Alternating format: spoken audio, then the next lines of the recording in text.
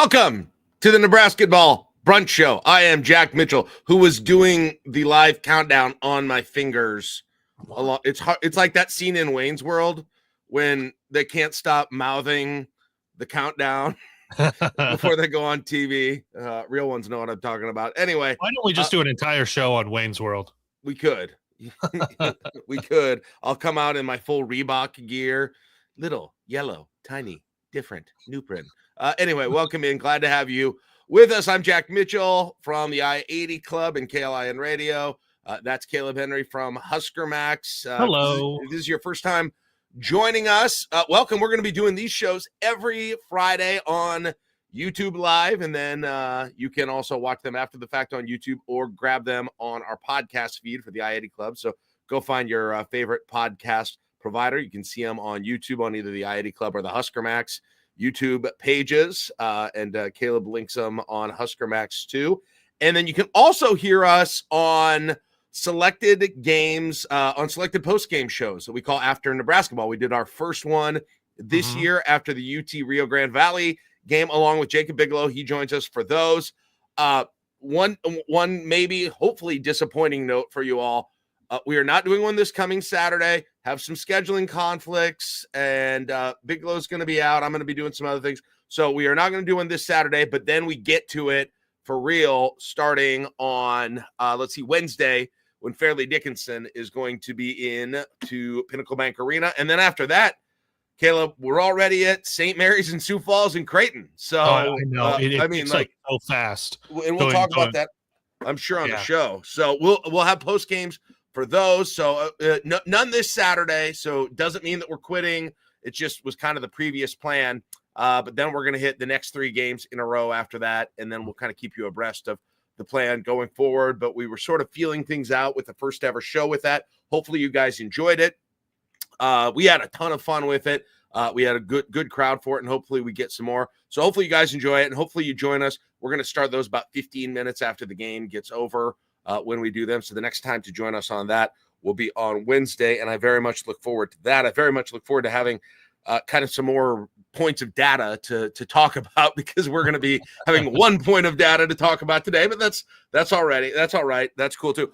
If you hear us referring to live commenters during the show, that's happening on the I-80 Club Discord. That is for our members only. If you would ever like to be a part of that live studio audience, be a part of the Discord community, or just support what Josh and I and Kaleb are doing in the club, you can go to patreon.com/I-80 Club and join us. You can either do the content where you get all of our podcasts, everything, no paywall there, or you can do the community where you join up with the Discord with, about 100 or so other fans who become a very tight-knit, fun, non-toxic community, and those are very important in this day and age. So hopefully you will join us. Kaleb, anything on Husker Max before we get started? Nope. You could just anytime there's any of the free shows, obviously we link those directly at huskermax.com, and a lot of that stuff goes into a story form at Nebraska Cornhuskers on SI. But of course, I always want to tell people that they can subscribe to the Patreon for you and Josh Peterson, and a lot of stuff you guys do that goes to members only. A lot of like the Wednesday night in the club, the +1 before it goes public, and just a lot of different things. The Saturday morning coffee. Yep. All the stuff that you guys do is so entertaining. Not just the stuff that I get to be a part of in Husker Max and kind of the free to the public part, but yeah, definitely all of those. One other quick note: I am already impressed that you were able to say UT Rio Grande Valley immediately, and didn't have to stutter through the alphabet. I've been practicing all the letters. I've been practicing. I watched the Creighton game and I got used to it during that game. So now I can do it. Too bad they're not on anyone's schedule anymore. But for later in the year, when they make the March Madness run you were talking about, I'll be ready.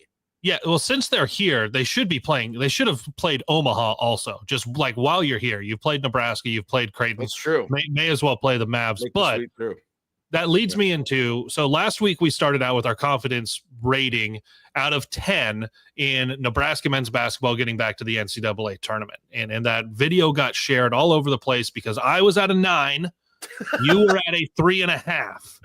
And we were very wide apart.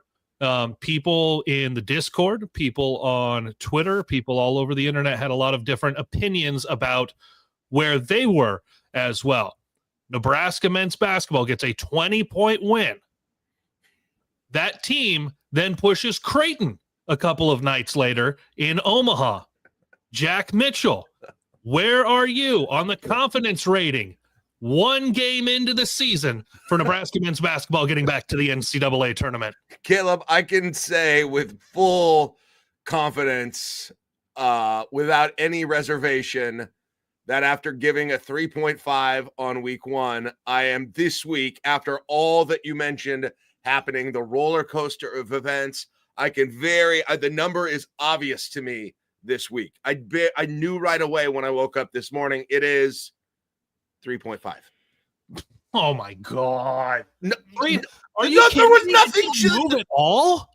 No, it impacted winning that game changed nothing in terms of my opinion yet. It was kind of close for a while. They ended up winning it by 20. No, it didn't. It did not. No, I don't think it. Do you think one game? I'm curious what happened with you. It didn't move at all. It didn't Not move even at all. what they did at Creighton, where it took an all-timer performance from their 7'8" guy who had to shoot 99.9% from the field, and then their tiny ass point guard had to make 1,000,000 for 1,000,000 free throws, and all of that just to beat UTRG Alphabet. Yeah.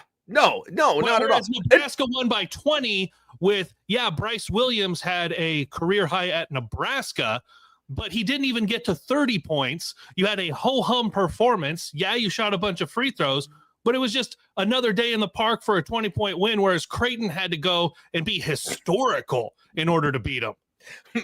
My confidence meter for Creighton went down. No, I don't know. Like, I don't want to. Next Friday when we come back, we'll come back and we'll do it again. Okay. At the brunch show, 2 games will have passed. I can't imagine a scenario where my number goes up. Like, I don't know what scenario you could even describe to me that could make my number go up based on games against Fairleigh, Dickinson, and Bethune Cookman. Not even by the way, 20-point wins. No, 20-point wins aren't gonna cut it. No, 30-point wins. Where's the line at you not. Moving from a 3.5? A 50-point win. Okay. If they win by 50 or more, I will move. I will go up at some point. But no, I don't. Speaking of 50, Creighton did not have a player score 50, so at least we have true. That. Okay. So I'm staying at a 3.5. I'm staying consistent. There will be more volatility during the season. Just a single data point, winning against a team we expected to win against, and maybe even closer. You know, if anything, could have gone down a little bit. But I'm staying at 3.5. Where are you at? You were at what, a 9 last week? It was at a 9.0 to open the year. 9.0 to open the year. There was. I don't. This honestly, what we should do is have a graph throughout a game, the way ESPN does the win percentage. That's a good idea. Because through the first 10 minutes, especially of that game, it was dipping down. It was dipping down. We were bear market, baby. It was going down. But then they took care of the turnovers. Everything felt good. I was like, you know what? Maybe I'll be an 8.9. Maybe I'll slip a little bit. Because it took a while to take control of the game. The Vaqueros went and did what they did in Omaha. And I said they're going to shoot themselves into some games they shouldn't. So we should feel better about that game. I'm a 9.1. I'm a 9.1 now that we are 1 game into the year. I didn't even consider moving tenths of points, I don't think. I think I was only going to move half points, but you can do whatever you want. But no, but I'm still solidly a 3.5, even with the consideration. So you've gone up. You are 1%. If these are percentages, you went from 90% to 91%. Correct. In terms of your confidence. They didn't come out and lay a dud. Things took a little bit to get rolling, but it's a team who's going to give other teams issues, especially when they don't have an inside presence. Like, think about Nebraska was bigger, so was able to handle the rebounding. Creighton has the Big East, like 2-time defensive player of the year who is going to be able to block a lot of shots and could just drop step half the game. So, of course, when they're here in Nebraska, they were going to get some issues. They're going to win a lot of games in their conference, and they're going to push some other teams. So that's they're a funky team to come out and play against. And Nebraska handled business and won by 20. Of course, yeah, I'm up 1%. They got the job done. I have some exciting news for you about the UT Rio Grande Valley Vaquero. You pronounced it very nicely. Vaqueros? Thank you. Thank you, Mrs. Bond, for all of those Spanish classes. On Monday, a week from this Monday, they play at Wisconsin. Oh, baby. They do. That looks like the last game that they will play this year against, if I'm looking at this quickly and correctly, the last game they will play this year against a Power 5 or Power 6 or whatever. How many I don't know how many power conferences it is high in major basketball. Yeah, against high major. That's the last one. They get Champion Christian on Sunday, November 10th, which sounds like that's not a real school. It sounds like a private high school. Then Charleston Southern, both those at home, and then they have Wisconsin. They are going to go Old Testament on the College of Biblical Studies. Look out. You're right. They also have Dallas Christian as well, and Houston Christian, and Incarnate Word. This is just like kind of a parochial tour that they go on here after the Nebraska tour. Oh my goodness. They only have themed sections of their schedule. Now we're playing all teams that are named after birds, right? Now then they've got nickels, and then they've got quarters, and then they'll get to dimes. It's all about the themes. Yeah. By the way, Alex says hammer UTRGV versus Charleston Southern. Check out the Fliff community in the I-80 Club Discord. We'll be talking about that, I'm sure, Caleb. Oh, geez. Without a doubt. Yeah. We talked pretty much. We're going to obviously get into Nebraska a lot, but we hit our immediate thoughts after the UT Rio Grande Valley game. But in all seriousness, yeah, did that Creighton game change how you feel at all about what happened on Monday night? It did a little bit, because think about the number of times that we've seen a Nebraska team, regardless of coach, kind of just give up a bunch of threes to the opponent. The opponent walks in, whether it's on their home floor or it's at Pinnacle Bank Arena, and they hit a season high for threes. Like, it's just something stupid happens from three. We see it happen time and time again.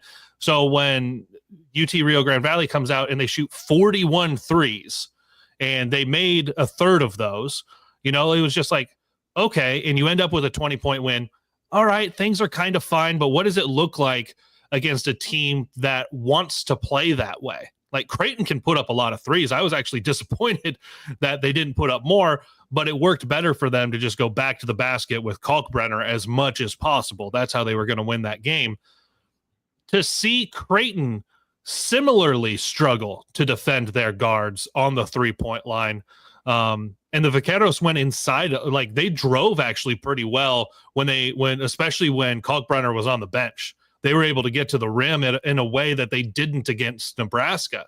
So seeing what they were able to do 2 days later, and I don't know if there were heavier legs, and Creighton, obviously that was their season opener. So things are funky the first week of the year anyway. But seeing the way they went into Omaha and did that against Creighton, that left me a little bit more positive. Like, I was already positive about the result, but it showed me that it wasn't a fluky Nebraska's doing weird things against a lower level opponent to open the year. I felt better about it seeing what they were able to go do against the Blue Jays. I thought I would do a little bit of a comparison. And again, are we overdoing the comparison, via a common opponent right now? Of course we are. Is it the only information we really have right now? Yes, it's what we've got to sort of take. It's probably as valid as any time of the year that we're going to do that, since it is right away we played the same opponent that Creighton played within 2 days. Right. So against Nebraska, just to review, of course, score was 87-67. Nebraska shot 6 for 19 from three, about 30%. UT Rio Grande Valley shot 13 for 41 from three. In the rebounds, that was another thing. You mentioned total rebounds, 32 for UT Rio Grande Valley, 42 for Nebraska. So compare those, remember those numbers. UT Rio Grande Valley against Creighton shot 40% from three. They shot 14 for 35. They made one more three and attempted 6 fewer against Creighton. Creighton shot about the same rate as Nebraska did, incidentally, in that game from three. And then on the rebounds, UT Rio Grande Valley got 33. Creighton got 38. So Nebraska had a bigger gap actually in rebounds too. And of course, Nebraska gives up 20 less points, I should say, than did Creighton against them. Yeah.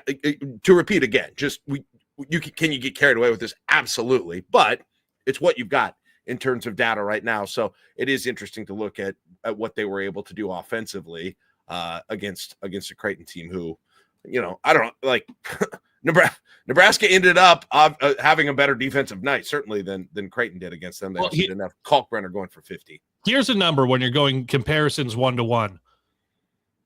UTRGV turned the ball over 10 times in Omaha. Yep. That was 20 in Lincoln. Oh, Nebraska really? forced twice as many turnovers. And what that does is for like the Blue Jays, they got 14 points off of turnovers. Mm-hmm. Nebraska, on the other hand, got 26 points off of turnovers. Another defensive metric. Yeah. So you look at a team wanting to get up and down the floor, and obviously we're circling that in a few weeks you're going to get Creighton. In a couple weeks you're going to get Creighton and Nebraska. Mm-hmm. Creighton is going to want to get up and down the floor, but they have something that UTRGV doesn't, and that's Kalkbrenner inside. Like that's the biggest difference, is that they will go and push the ball. They will want to shoot threes if they're open. They'll make them if they're open. That's like, it's not just they're going to want to shoot them. They'll make them as well.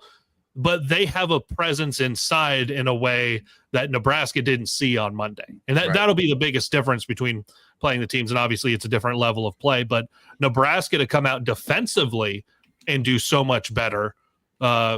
Maybe that's a little bit that the Vaqueros had one game under their belt before they went up to Omaha. Game 1 to game 2 improvements. Maybe some of it is just Nebraska's length on the perimeter helps to get a lot more tips, get a lot more steals, and just turn the ball over more. There's a lot of different ways to read it when you're looking at these box scores 1-to-1. The only other thing to throw in is Creighton was without Pop Isaacs, the transfer from Texas Tech. I think he'll be a good defensive player for them. He was for Texas Tech. So they'll add him into the mix as well. How much of a difference that makes is still yet to see. Only other thing comparison-wise I'll throw out there, Kaleb, is that I guess it was about the same. Nebraska turned it over 13 times. It seemed like all of those were in the first 10 minutes of the game. Creighton turned it over 15 times against the common opponent as well. So those numbers were kind of similar there as well. All right, let's get to Nebraska a little bit now that we've had some time to soak in the game on Monday and what we've seen. You also, Kaleb, had a chance to hear Fred Hoiberg as well talk a little bit too. One of the most notable things I thought he had to say, and I think we knew this was coming, but he talked about eventually needing to shorten his rotation with this team. Oh yeah.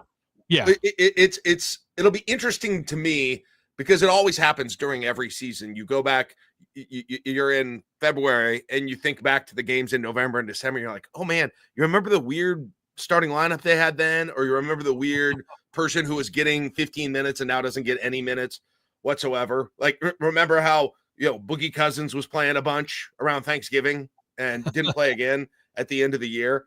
I wonder what that will be for Nebraska this year. And right now we only know a little bit about what they plan to do early in the season through the one game, but I do wonder what that'll end up being, because he basically said it. He's going to have to cut some minutes from somebody here. Well, in not just the cutting minutes, but what does the rotation difference look like? Because you had Braxton Mia, the 7-1 transfer, get the start at center, but ultimately he barely played more than 10 minutes in the game. You had Andrew Morgan get twice as many minutes, 6'10" transfer who comes in. Berke Buyuktuncel, another 6'10" transfer. He started at the 4, but you had a lot of stretches where he was playing the 5 for you.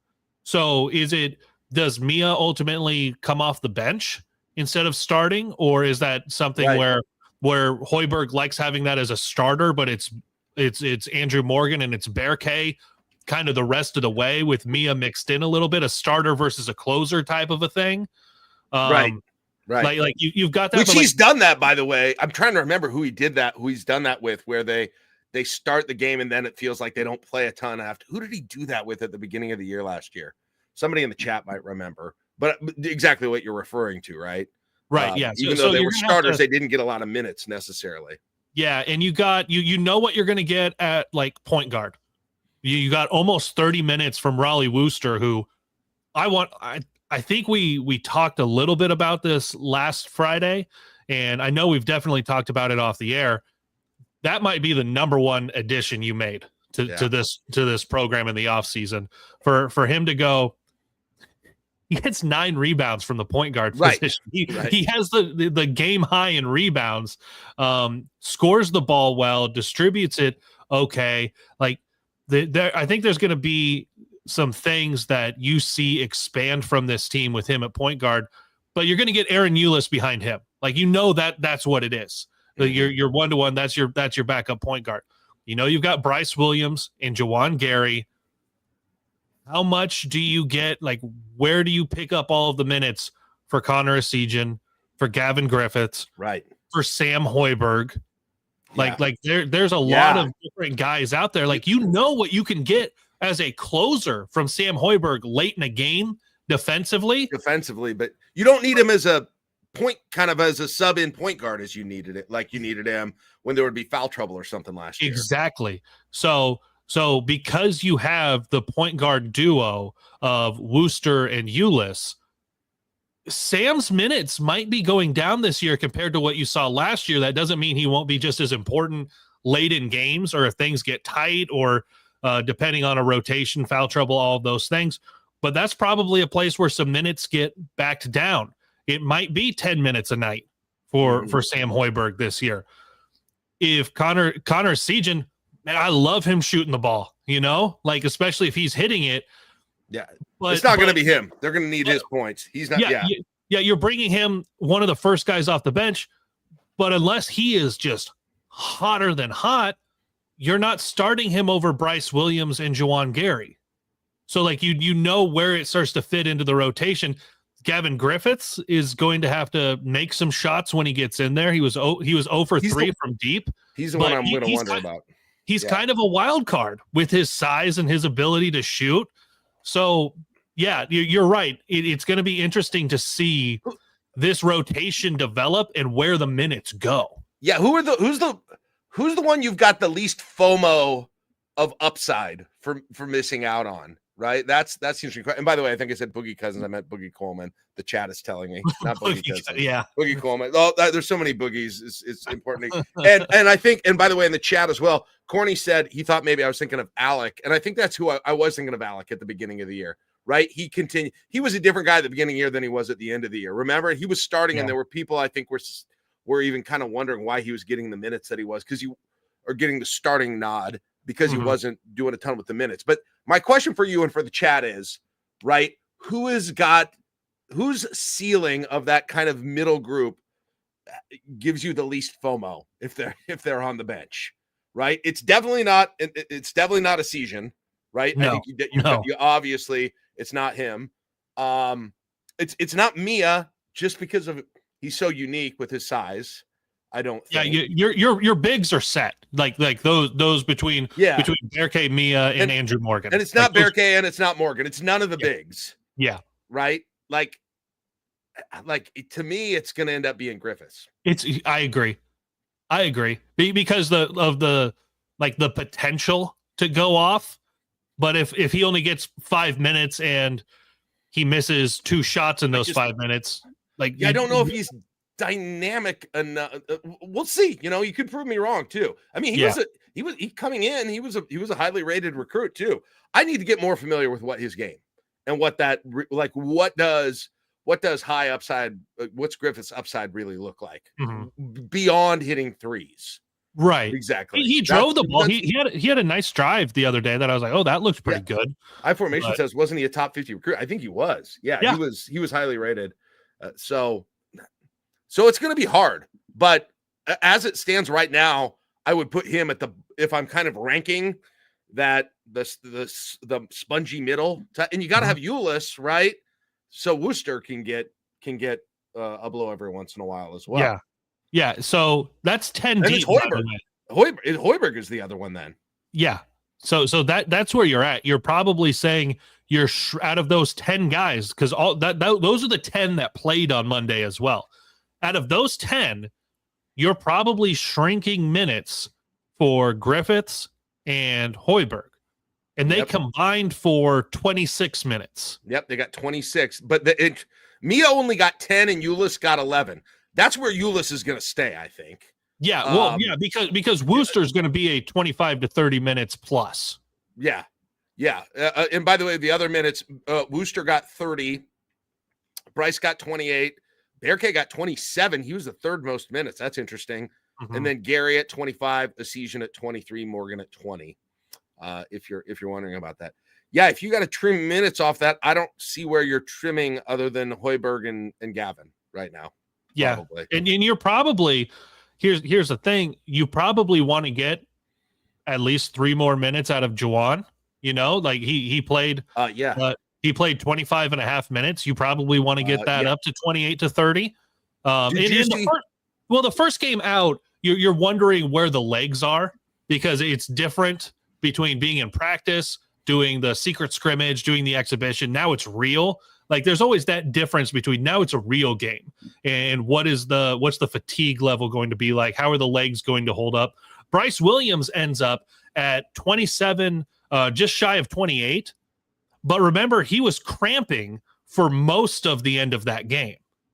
So he was out. So you're probably looking at 30 minutes there. Yeah, he's getting 30. Yeah, you start to add those up, and you might not even play Sam in a game. Oh, for sure. Yeah, like that type of thing. You might not play Sam in a game. Gavin might play 5 minutes. Like that's when all of those minutes distribution start getting redistributed. Right. Sam, especially when you're playing a team that's big, you know. The one thing I want to say, you mentioned Gary getting more minutes, and I agree as well. I came off of Gary's game, and he had a bad shooting night. Obviously, I came off of his game thinking, well, that was a down night for Gary. Was hoping to see more from him. There were times last year where I thought he was clearly the best player on the floor for Nebraska during the season last year, which is why I was so upset when I thought they lost him for the year against Rutgers. But he ended up coming back. But somebody listed, and I don't have it in front of me, I apologize, and maybe somebody in the chat has seen this or knows where it is, but I saw somebody did the plus minus for the game. I Gary was far and away at the top of it, the plus minus, which I thought was really interesting. Yeah, given that I didn't think he had, I didn't think he had a particularly great game. So he didn't play great statistically, like when you look at the shooting. He was 2 for 8. He was 1 for 4 from 3. Yeah, he made all 4 of his free throws, but then he grabs 4 rebounds, has 2 fouls and a steal, no assists, no blocks. The line's not impressive. Like it's okay. He got to 9 points, but you look at it and he was plus 26. Right. Like Nebraska was plus 26 with him on the floor. So it's one of those things where it's statistic. Like if you just look at his box score, it doesn't look great. But if you look at what did the team do with him on the floor, they performed better with him on the floor than anyone else. You got plus 21 for both Berke and Worcester. You were plus 15 with Connor Essesian on the floor. Interesting. And then from there, it goes down to plus 8 with Bryce Williams, plus 6 with Andrew Morgan, plus 4 with Gavin Griffiths, plus 5 with Braxton Mia. And then from there, it's negatives with Sam and Aaron Ulis. Yeah. And that's interesting because Corny on the chat just says, I picture the Sammy H and Ulis minutes to be used just to shut down an opponent's game-changing guard. Just play crazy men for 5 minutes and switch. Maybe, and just for Raleigh gets in foul trouble, right? If he needs a break, I think that's where those guys' minutes come in. But I think it's going to be a clear step down from Raleigh to the next guy at point. So talking about Raleigh, because you talked with Kent Pavelka and him talking about what it is like with what seems to be a true point guard, and seeing his size at 6'5". You obviously heard me rave about him. You heard Bigelow rave about him. You now saw him in a game. What are your impressions about having Raleigh Wooster at point guard? The 6'5" thing was a bigger deal than I realized, and those point guards exist, obviously, but his ability to go in, to drive a little bit, he's not going to be wildly athletic, but he is still able to get in the middle and also make passes as well to distribute from inside as well, more than I thought. So that was big. And then the other thing, obviously, and you already mentioned it, Caleb, was just winning the rebounding game, having him as an asset, winning the rebounding game, which remember how don't forget what a challenge that's been for Nebraska over the last 5 years under Fred Hoiberg, is being completely out-rebounded by teams, especially on the offensive end of the ball, with teams getting chance after chance after chance, right? And I don't think he's going to have double digits in rebounds particularly often, but just to continue to aid that effort, I think those are the two things, both size related, for watching him. How about you? No, it was very much that with him. His ability to get inside, I would really like to see him maybe hunt his shot. Like, he ends up with 18 points. He was 6 for 7, and he hits the only 3 that he took. It seemed like there were times that he had somebody on him that at 6'5", he's going to get a lot of guys that are shorter than him. I really hope he's got a post move or two in the back. Yeah. Like that's what I'm really hoping, because that's always one of the things. And maybe it's I'm just selfish from my experience that I stopped growing in 8th grade and was 6'3" and played small town basketball. So even though I was a guard in a wing, I had post moves, like that. So that's a thing that I just expect 6'5" point guards at this level to have. So I hope that they can get into a lineup and go, oh, he's got a mismatch. UCLA cut him down to the block, and then he's got somebody one-on-one. Who are you rotating over from there then? Because you're used to, as defenses, when, say, it's Andrew Morgan or Braxton Mia, or for Creighton, it's Kalkbrenner, and you go, that's a big guy. You rotate a guard underneath. Mm-hmm. Well, he's already a guard. So are you leaving one of the bigs open for Wooster to turn and find for an easy layup? Like, it creates more confusion for a defense in where they rotate when you have your guard go post up. So I think there are going to be times that he can hunt his shot a little bit more, even with the fact he ended up with 18 points the other night. The one thing I really think he didn't do as good as he could have was distributing the ball in a way for guys to hit shots. He only ended up with a couple of assists, and some of that is the guys have to hit shots too. Like the guys have to make those shots. I want to see Wooster end up getting 6+ assists a night with a lot of these shooters. So some of that, Bryce Williams, he's a one-on-one ISO guy a lot of times instead of shooting the ball off of the catch. So that's going to eliminate some assist potential. And in Williams, like we mentioned in After Nebrasketball, and this seemed to blow your mind, he went 19 game minutes between making shots because they kept fouling him and putting him at the line. Yeah, that was crazy. I wouldn't have guessed that until you guys told me that as well. I'm looking up Raleigh Wooster's numbers at Utah. And by the way, just to be clear, like and not that you were saying this, but he's just not going to be a 3-point shooter. No. I mean, I don't think you want him. I mean, his number, he's got a large sample out there in terms of 3-point shooting. And I don't remember what the exact career percentage was, but, I'm looking through his games last year: 0 for 3, 1 for 3, 1 for 4, 2 for 3, 0 for 4, 1 for 2.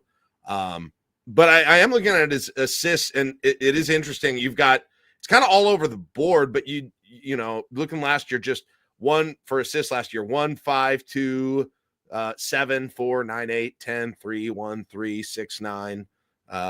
Was kind of, and he was injured for part of last year too, so he didn't play the end of the season. Yeah. But I thought that's I was surprised that he had as few assists as he had when you mentioned that he only had 3.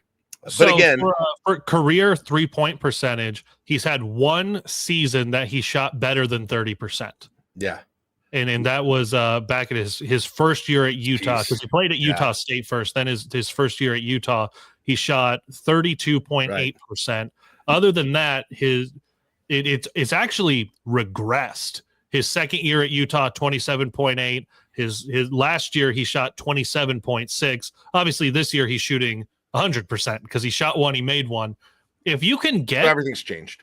Yeah, if you can get to where he's not going to take, he's probably not going to shoot a 3 every game. But if he has to be able to make it if they leave him open. Yeah. Yeah. Corny said something interesting. He said, oh man, if Raleigh can do some of those Sammy G back them down moves. Yeah. Yes. Just that the size, the dynamism of his size is going to be fascinating. And I'm looking forward to seeing how that plays in defensively and offensively with him. Mm-hmm. Well, so, yeah. And there's a reason that you saw Sam Griesel have those moves, because he was a bigger point guard and he was playing mid-major basketball.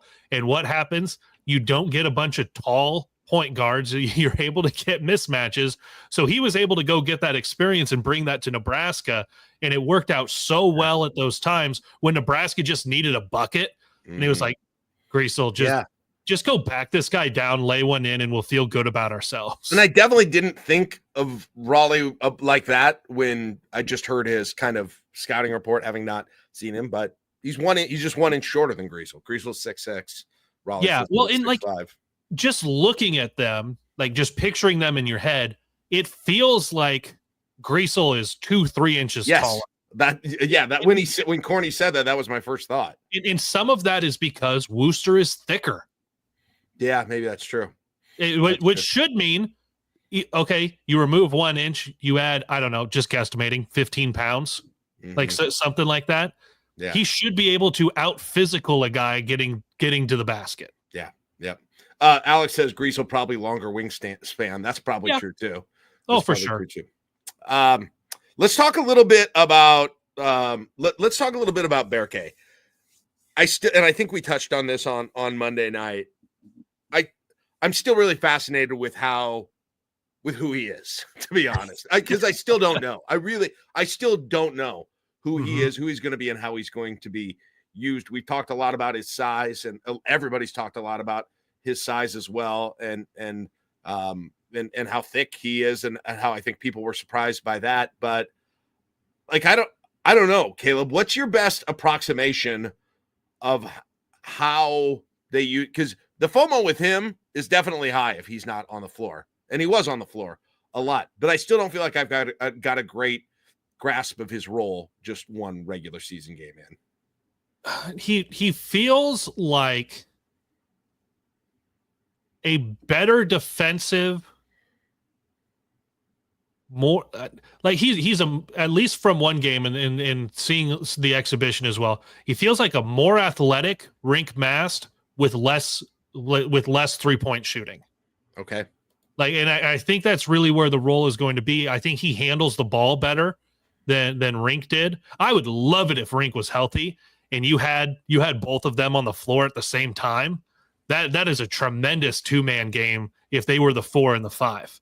Like we would have a completely different conversation about the big man rotation if Rink was playing this year with Berke. Yeah. But that's the real FOMO right here, is the year that you're missing with Rink in this current group. Although you hope to get him back completely healthy next year. Berke, he's going to hit some threes. He doesn't have like a bad stroke from deep, and he handles the ball fairly well for a guy his size. And a lot of that has to be that he's European. Just sitting up there in the media area and being around some of the guys who've watched a lot of basketball, some former NBA guys up there as well. They love the way he moves defensively. Like his lateral quickness is very good for a guy at 6'10". So he's going to be able to defend, even if he gets switched off, because a lot of times you run that screen on the outside to get a big man on a guard or on a wing so that they can just blow by him or they can create space and get their shot. He moves well. He's going to be a problem if he's the guy that gets switched out onto some of these guys for opponents, hoping that they're just going to get an easier shot against a big man.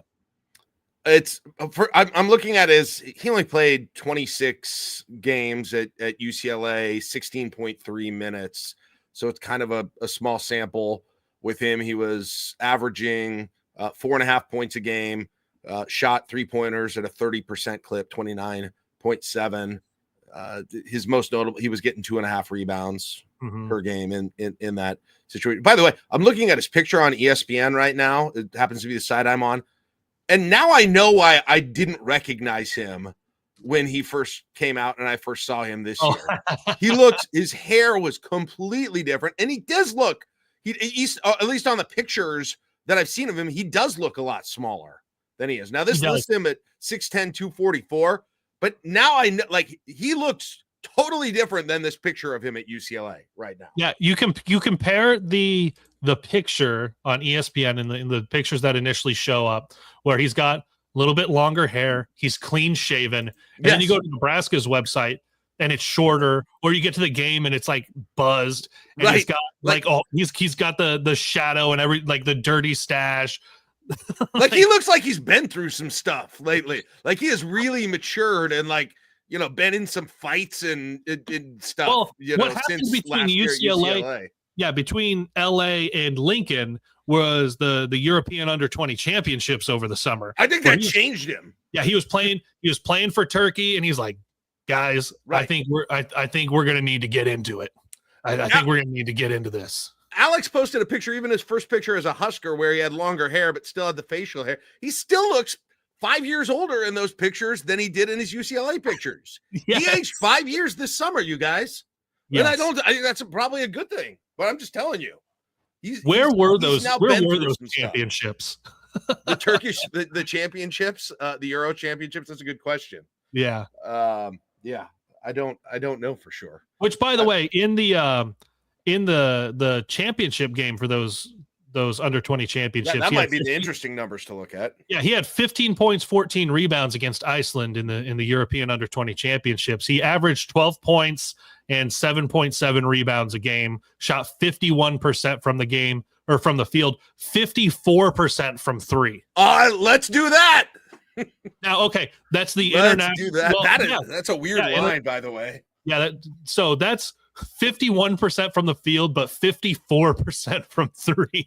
That's a weird line. I'm sorry, Berke, you're 6'10", but I'm going to need you to sit out there. Right. So he looks like a power forward. He plays like I guess I don't know. Each of these stat lines feels different, but I expected him to play like a shooting guard. Mm-hmm. I don't know if that's true anymore or not, but he looks like a power forward. He's probably not your primary big, but I bet they'll have lineups when he is sometimes, don't you think? Well, yeah, and there was a stretch in the first half where to stop the bleeding in the way that UTRGV was, they were just a much smaller team. They were athletic, quick, and they wanted to give anyone a green light. He was the 5 in the small ball lineup that they had out there. And you okay, kind of did. All right, yeah. Yeah, so he was the 5 out there for a little bit. And I think some of that removed some of the minutes that you'll probably see from Braxton Mia. Because not only was it Andrew Morgan out there, now his position didn't exist because Berke slid to the 5. Mm-hmm. And there's definitely going to be times that they do that to. Isn't it nice that your small ball lineup still has a 6'10" guy out there, though? Yes. That's wonderful. Yeah. There are still going to be issues, I'm sure, with this team. There are going to be shortcomings, obviously, they're just going to be so different than they were during the bad years. They should be, at least based on what we see on paper for these teams in terms of, especially in terms of rebounding. Jack, in the post game, and you're talking about as we talk about, like, there's going to be some issues with these guys. You brought this up during after Nebrasketball, and I agreed with it, and it was a really good point because I hadn't. When you bring all these pieces in, I was just like, oh, they've had some time together, but there will be some growing pains. You talked about how they look like you just went and picked up a bunch of guys on the playground and said, now you're all on the team. And there were times during that game Monday that they looked like that.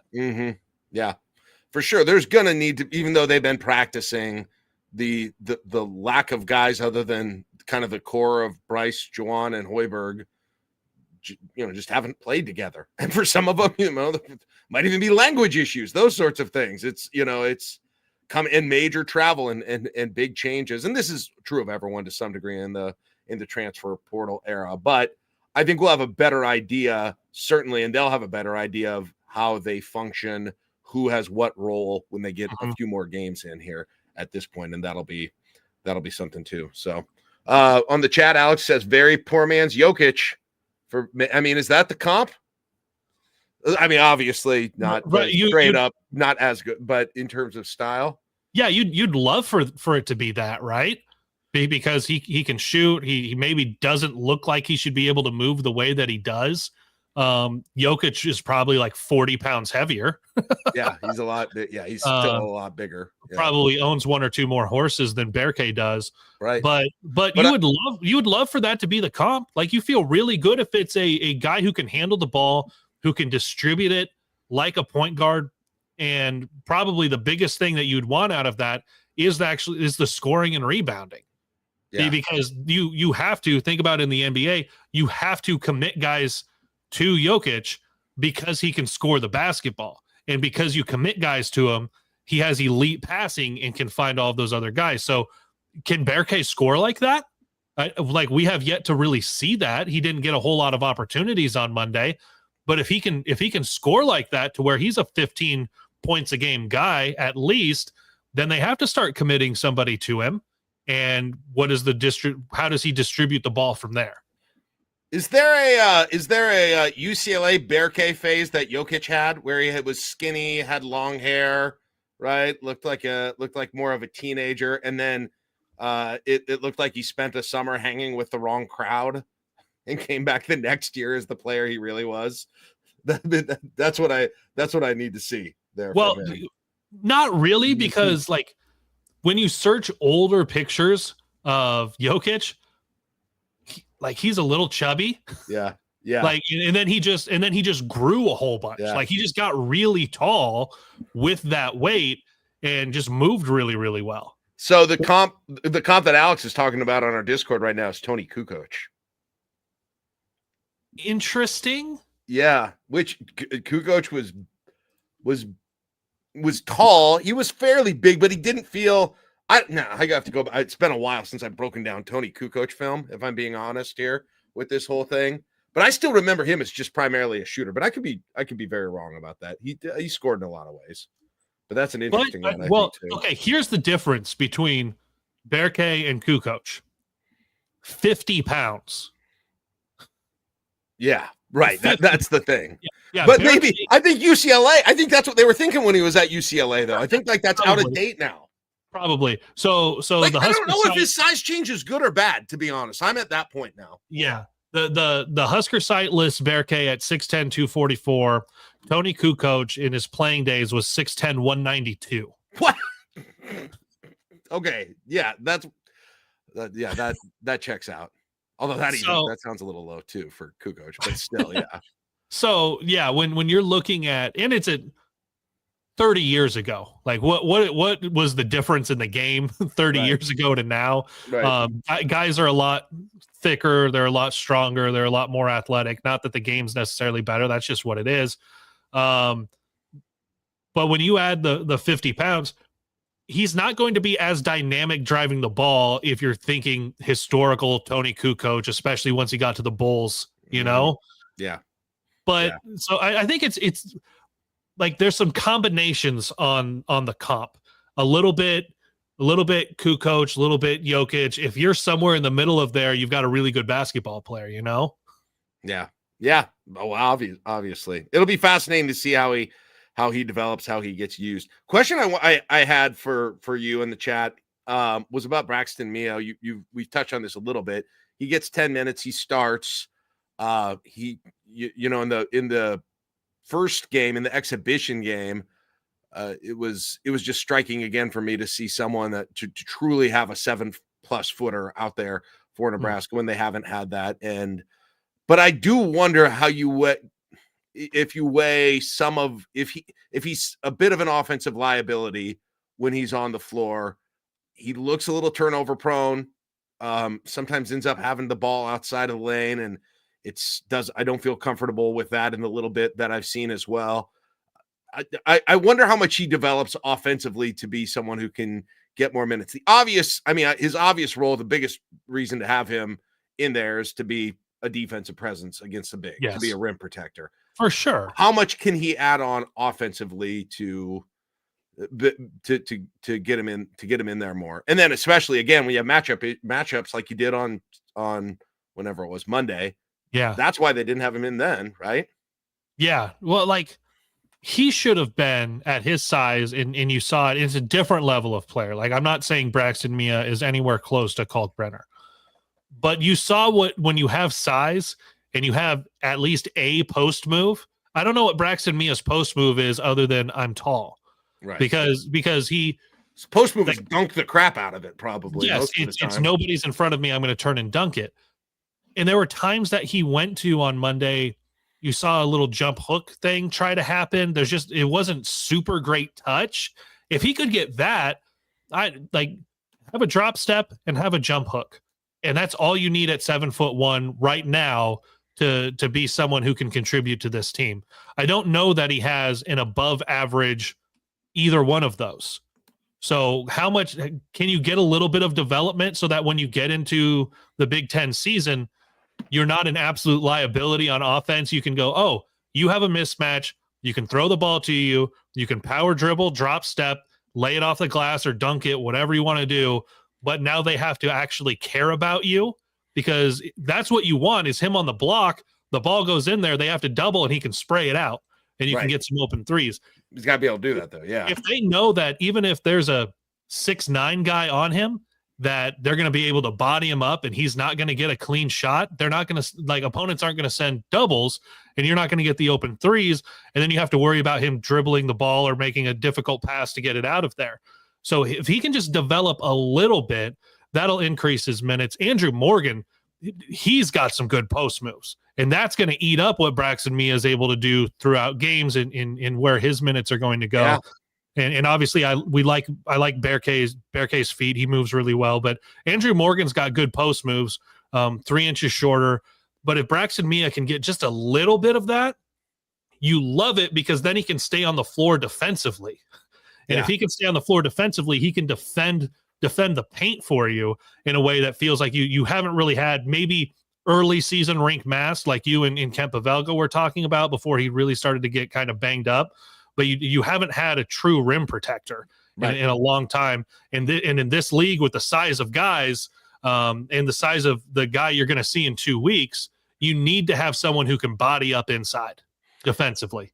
It is interesting looking at Mia's line at Washington, well, especially as not last year, but the year before at Washington. He started all 31 games for them.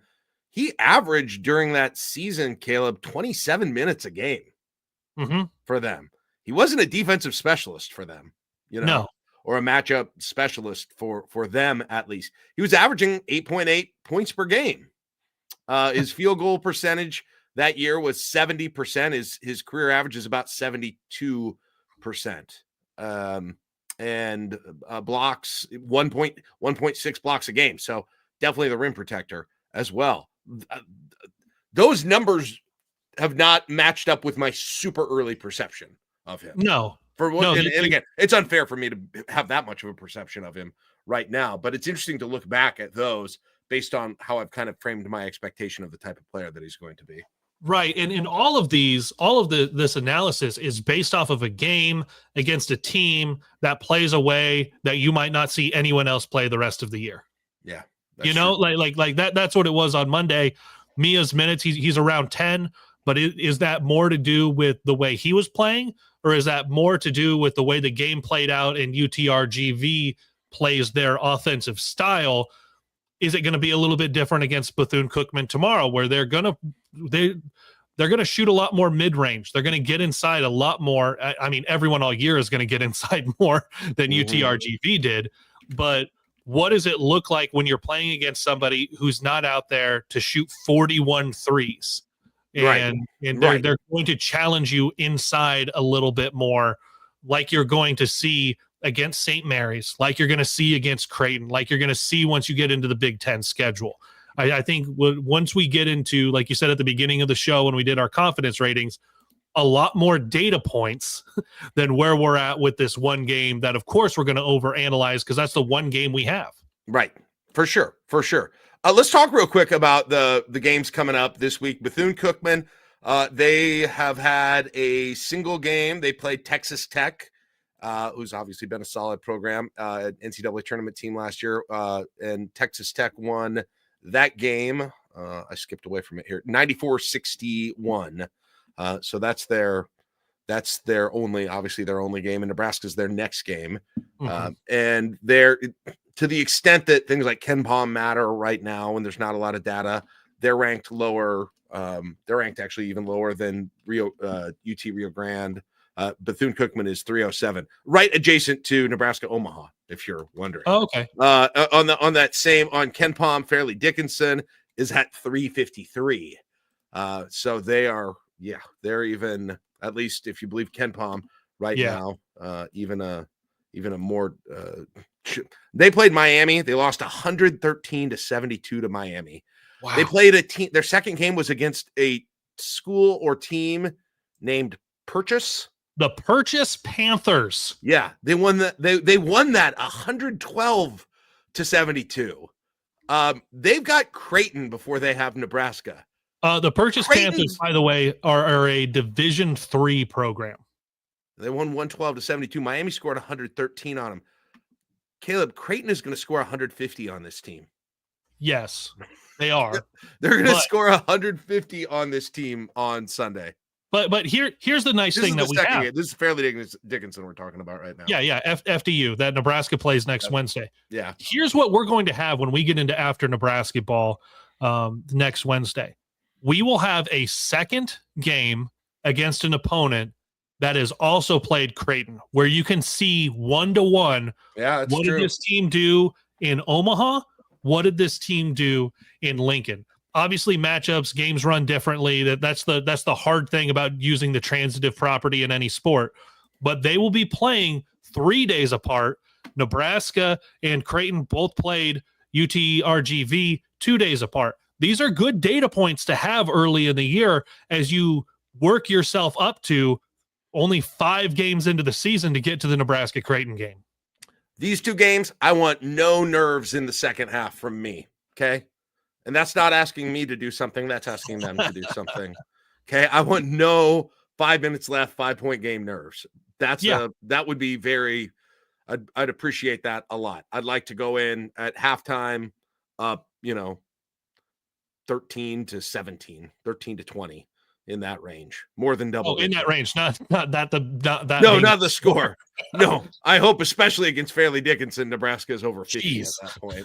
Like they play defense. So. Yeah, that's very much the hope. I hope it's when you get to the under 4 timeout and everyone starts trying to beat traffic, that the game is well in hand and you go, go ahead and beat traffic, everybody. The game is not still, it could go either way, which still felt like that way in the last few minutes against UTRGV.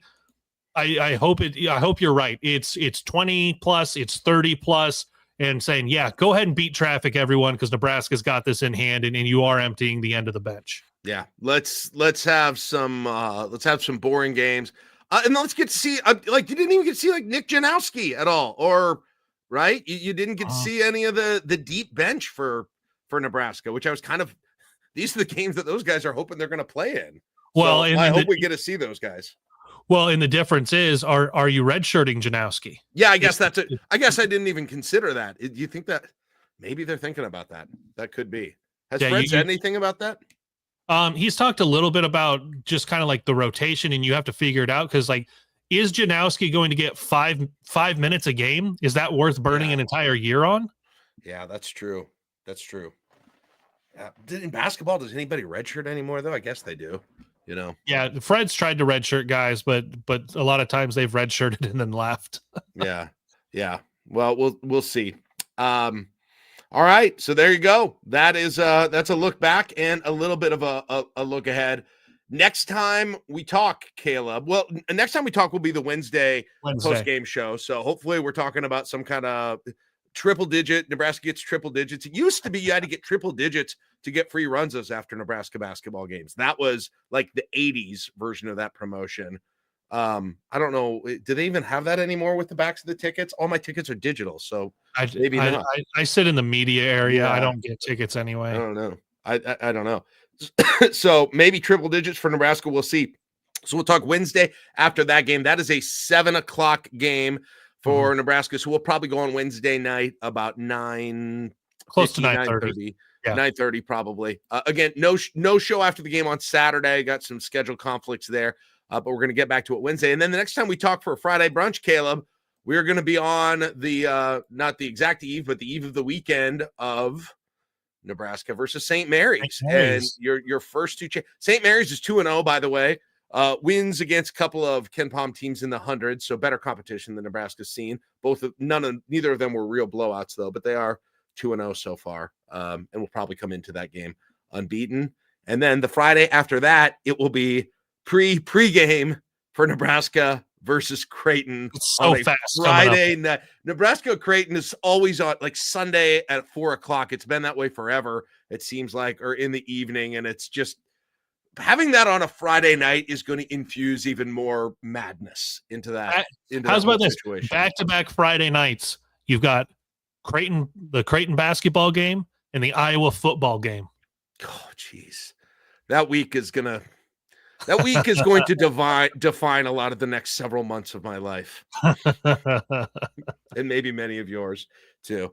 All right. Hey, that's it for the Nebrasketball Brunch Show. It's Kaleb Henry. I am Jack Mitchell. If you're listening on the podcast, go ahead and subscribe. Would love for you to subscribe to the I-80 feed. If you're just joining us now, we got a lot of content on here, basketball and football. You'll get it all just on our I-80 Club podcast feed. Of course, if you're watching on YouTube now or after the fact, please like and subscribe to whichever YouTube channel or both YouTube channels, Husker Max and I-80 Club. That way you can get yourself set up to know when we are going live after games. It's going to change from time to time, and you're going to be able to see our other stuff as well, and it helps us out to be able to continue to do this. And like I said, appreciate our live studio audience today. Great contributions from the Discord. If you ever want to be a part of that and the community, that is a fun, non-toxic, pro-Husker community, you can go to patreon.com/I80 Club. Anything else, Caleb, before we wrap up? Just visit huskermax.com. We're going to have obviously we're not going to do after Nebrasketball tomorrow, but we will still have all of the coverage of Nebraska and Bethune Cookman, and before that, Nebraska women's basketball against Southeastern Louisiana. All right. Awesome. Thanks for joining us, everybody. We will see you on Wednesday night. Well, Josh and I will see you tomorrow morning if you want to join us for the Saturday coffee show, which will be at noon. So it'll kind of be a Saturday brunch show also. See you later. Bye.